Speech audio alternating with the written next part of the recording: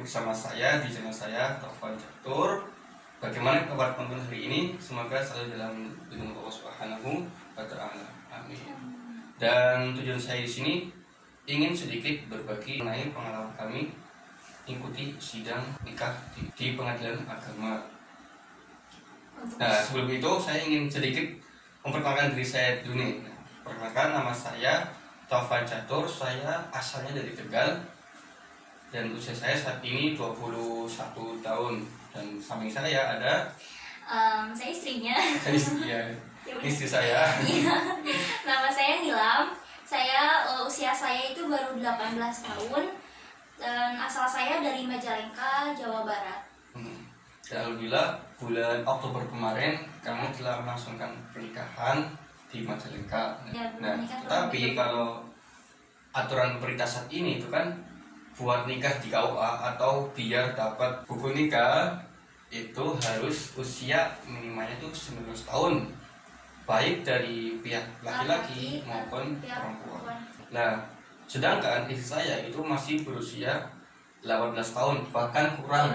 Nah, sempat pikir buat nikah siri, tapi alhamdulillah kami urus, ternyata bisa cukup gitu waktunya. Nah, mungkin di sini kami ingin berbagi mengenai pengalaman kami berdua dalam mengikuti proses sidang agar bisa mendapatkan buku nikah walaupun usianya di bawah 19 tahun. Nah, yang pertama kita harus mempersiapkan berkas-berkasnya, baik dari saya maupun dari istri. Iya.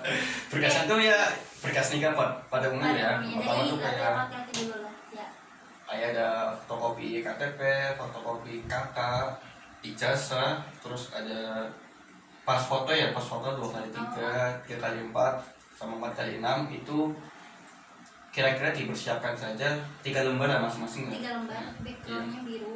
Iya, terus mungkin untuk lebih lengkapnya insya Allah akan saya taruh informasi tentang berkas itu di link deskripsi. Nah itu. Nah, jadi ketika yang pertama itu harus menyiapkan berkas. Nah, yang kedua, setelah berkas itu sudah clear nih, sudah siap diserahkan ke kelurahan, ya yang kedua kita tinggal serahkan berkas itu ke kelurahan agar dari pihak kelurahan itu mengurus surat N1, N2, N3. Nah, ini berbeda pengetahuan saya gitu.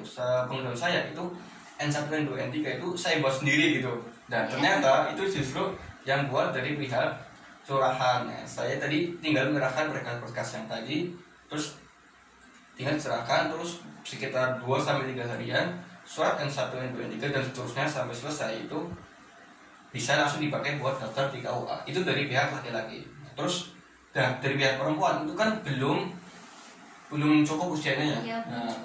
Belum cukup 19 tahun. Belum cukup 19 tahun ya. Nah, yang ketiga mengurus berkas sidang dari pihak perempuan atau dari pihak yang kurang umur. Nah, jadi yang pertama itu kita mengurus berkasnya, pertama menyiapkan fotokopi buku nikah kedua orang tua dari pihak perempuan ataupun laki-laki. Itu harus ada fotokopinya untuk daftar penambahan berkas itu. Nah, kemudian itu harus ada surat keterangan penghasilan calon suami. Nah, berarti sebelumnya harus dibikin oleh calon suaminya itu surat keterangan penghasilan. Bikinnya di mana? Itu bikinnya di kelurahan juga. Jadi waktu itu awalnya saya menyiapkan berkas buat nikah.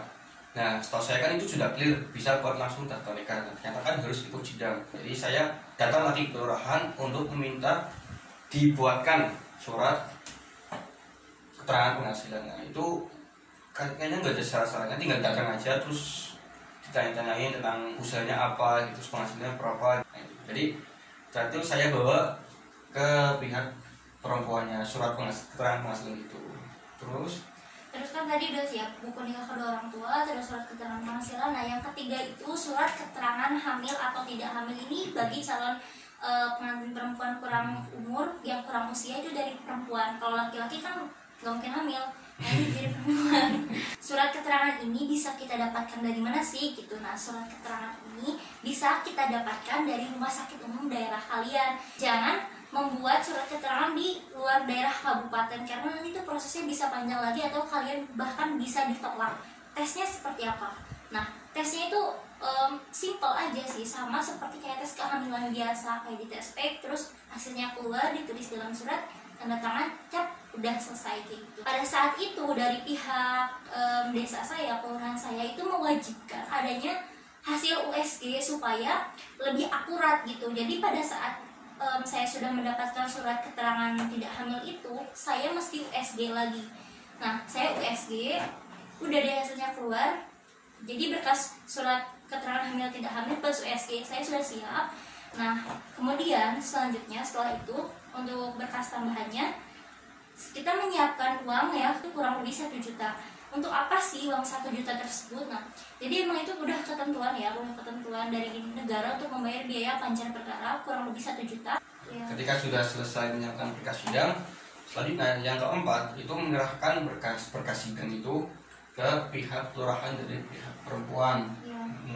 Nah, jadi berkas-berkas tadi kita serahkan ke kelurahan, kemudian saya dibuatkan juga sama seperti suami saya N1, N2, N3, terus ya dibuatkan seperti itu sama untuk kemudian diserahkan ke kecamatan.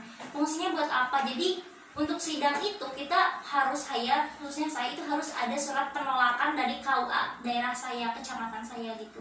Jadi jelas gitu apa yang ditolaknya, jangan sampai kita cuman datang ke kecamatan terus ngomong kurang umur minta surat penolakan, maka kita akan ditolak. minta surat penolakan ditolak. Kita nggak bawa apa-apa ya pasti ditolak karena harus ada berkasnya jelas gitu pada kayak gitu. Nah, tadi kita untuk sidang itu apa? Juga yang daftar itu orang tua, kedua orang tua. Iya, orang tua dari pihak perempuan atau saya ya, terus atau dari pihak yang kurang usianya pas daftar itu harus ikut hadir. Nah, daftar sidangnya itu sebenarnya kemana sih? Nah, daftar sidangnya ini kita setelah dapat surat penolakan dari kecamatan, daftar sidangnya itu harus ke pengadilan agama di daerah kabupaten atau kota gitu. Jadi nggak bisa di kecamatan, itu harus ke pengadilan agama kabupaten. Jadi pada saat itu kami diantar dan jadi kami diarahin gitu, jadi nggak terlalu bingung. Kan pasti bingung ya, kita nggak pernah sama sekali. Terus jadi ada yang arahin, jadi nggak terlalu bingung. Nah di sana kayak mengurus lagi surat-surat apa gitu. Nah orang tua wajib ikut itu untuk tanda tangan berkasnya, itu wajib banget. Nah untuk biaya-biaya ngurus lagi surat-surat itu pas di kantor pengadilan agama itu kurang lebih 100 sampai 200 ribuan aja. Nah pas daftar itu jangan lupa juga uang yang 1 juta yang sudah diobrolin sebelumnya itu dibawa buat daftar. Nah daftarnya itu kita nggak nyerahin ke pihak kelurahan desa, enggak, tapi kita langsung mentransfernya ke rekening dari pengadilan agama tersebut gitu, ditransfer di sana langsung gitu. Pada saat itu transfernya kayaknya kurang lebih 800 ribu, sekitar gituan lah. Sejuta kurang. Nah tapi ya sejuta kurang lah langsung transfer gitu. Terus setelah itu setelah surat pendaftaran diserahkan, setelah tanda tangannya selesai, pembayarannya sudah selesai juga. Nah kita tinggal menunggu surat panggilan untuk sidang itu kurang lebih 1 sampai 2 minggu itu cepatnya. Nah setelah kita kan menunggu surat panggilan, jadi pemberitahuannya itu bisa berupa surat panggilan ke rumah, terus email, SMS, WA, telepon, ataupun dari pihak kelurahan yang sudah mendapatkan surat dari pengadilan agama kabupaten datang ke rumah untuk memberitahu. Nah yang kelima, setelah keluar jadwal sidang selanjutnya kita datang untuk memenuhi panggilan sidang tersebut. Nah, yang siapa saja yang hadir? Yang pertama itu ada tentu dari kami hadir ya, terus ada dari orang tua saya juga dari pihak laki-laki, terus juga dari pihak perempuan, dan juga ada diharuskan membawa saksi, dua orang saksi. Itu saksinya bebas sebenarnya, mau siapa aja, mau saudara boleh, mau orang lain sewa boleh. Yang penting ada KTP. Yang penting ada KTP jelas gitu. Tapi pada saat saya itu saudara saya, kakak saya tepatnya sama istrinya itu jadi lebih apa ya? Lebih mudah lah, jadi lebih enak. Jadi saya rekomendasikan itu buat bawa saudara aja seperti itu. Jangan bawa orang lain gitu ya.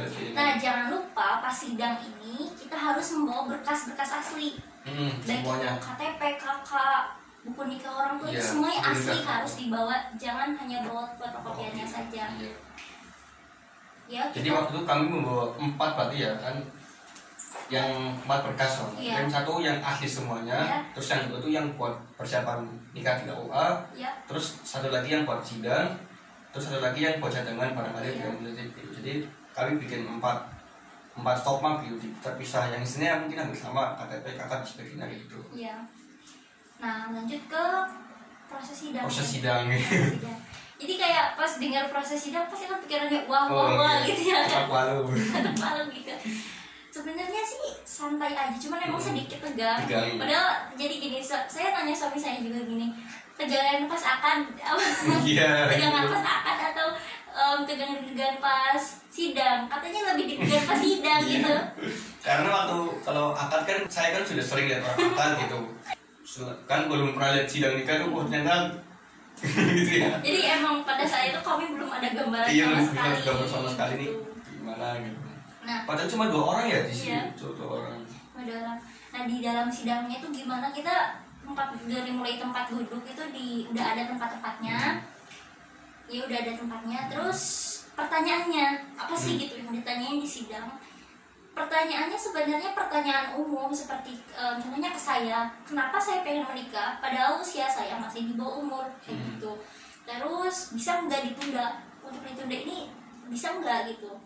Saya jawab ya nggak bisa, karena dari kami tuh udah menyiapkan tanggal, udah persiapan gitu loh. Terus ditanya pihak laki-laki, siap nggak menafkahi saya? Terus siap nggak? Ini masih di bawah umur, masih perlu bimbingan banget gitu. Jadi kayaknya calon suami itu harus mesti ekstra sabar gitu.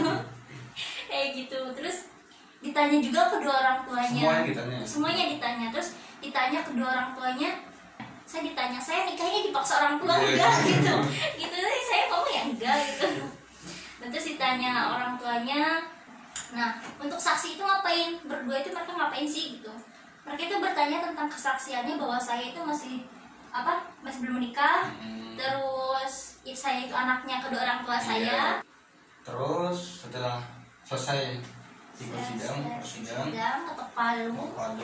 terus disuruh nunggu lagi sekitar 1 sampai 2 minggu lagi gitu. Untuk menunggu hasilnya hasil. disetujui atau enggak Iya, nih buat apa gitu. nikah secara agama, secara negara Iya, gitu.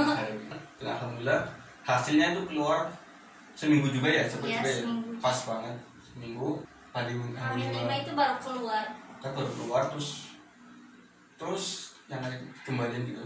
Nah, jadi pas kami keluar dari tempat sidang, kan itu yang bayar pihak saya ya, karena pihak yang kurang umur. Iya. Orang tua saya kaget karena dipanggil lagi ke pembayaran. Jadi kami mikir, wah masa harus bayar lagi gitu. Iya. Kita bayarnya gede loh gitu. Nah, pas sana, sudah didegar. Ternyata uangnya dibalikin guys. Terus Uangnya dibalikin. Kayaknya kurang lebih sekitar 200 lebih lah. 300 kurang itu dibalikin lagi. Alhamdulillah. Jadi ya gitu, besar kecilnya itu tergantung perkaranya apa, terus kedekatan usia ke-19-nya. iya. Nah, udah tuh kita pulang ya. Setelah sidang itu kita pulang. Nah, sudah pulang itu terus diberitahu bahwa saya dari pihak saya itu harus mengambil surat keputusan sidangnya pada 5 hari kerja pada saat itu kurang lebih ke Majalengka lagi buat ambil surat persetujuannya. Diambillah surat persetujuan itu ke Majalengka. Kita meminta surat keputusannya sama salinannya sekalian. Terus diserahkanlah ke kelurahan, ke desa. Udah deh diurusin gitu. Tinggal nunggu hari H pernikahan. Terus nikah ya. nikah di alhamdulillah. Mungkin itu sedikit pengalaman dari kami yang ingin kami bagikan terkait dengan sidang. Iya. Mungkin mengenai berkas-berkas apa saja yang dibutuhkan, insya Allah saya akan sertakan di kolom deskripsi. Nah, untuk bagi yang ingin tanya teman-teman bisa langsung tanya di kolom komentar. Ya, Terus semoga bermanfaat. Terima kasih sudah nonton video ini. Mohon maaf apabila kata-kata kami berdua banyak kesalahan. Dan doakan semoga kami menjadi keluarga Amin. keluarga rahmah. Amin. Amin. Terima kasih. Terima kasih dan jangan lupa like, Komen. and subscribe. Terima kasih. Wassalamualaikum Warahmatullahi wabarakatuh.